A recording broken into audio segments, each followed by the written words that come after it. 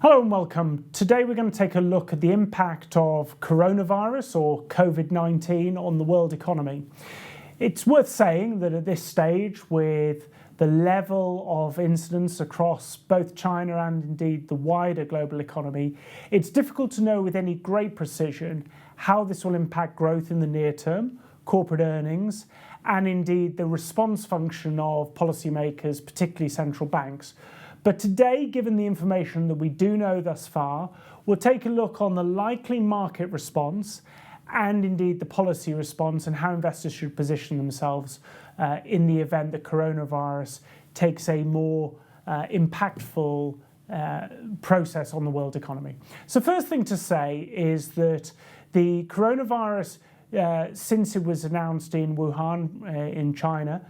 started to impact growth in that area, and investors were fairly sanguine that it had been contained, and while there was disruption to trade flows in and out of China, that could largely be caught up later on in the year.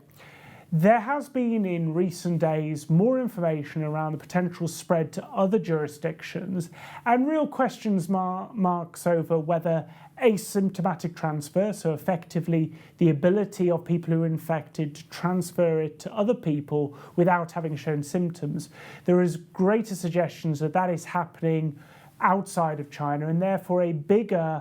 amount of quarantine, a bigger amount of disruption to global supply chains. And that is really why investors are taking a much more cautious view on risk assets at the moment.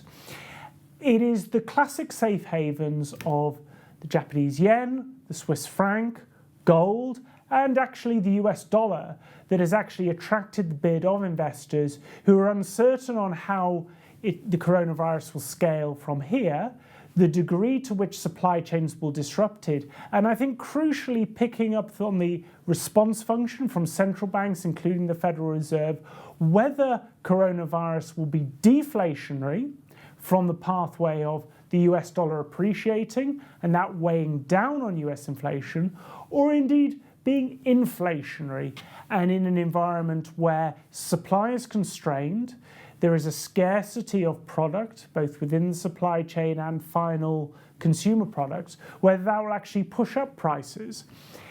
The response function of the Federal Reserve will clearly hinge on whether it's deflationary or inflationary. One of the reasons why the Federal Reserve was able, during the course of 2019, to cut interest rates in the US was because of very low inflation. Clearly, if they've got a much more inflationary environment, it's going to be much harder for them to cut interest rates and be consistent with their mandate.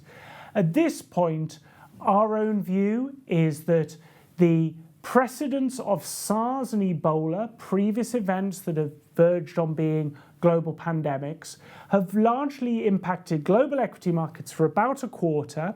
And then after a quarter, the quarantine efforts, the attempts to get control of these infections have taken it away from investors' perspectives, and they've focused back on growth. And equity markets, MSCI World, MSCI Emerging, have responded accordingly. At this point, based on the information we have, that's how we see the situation evolving from here.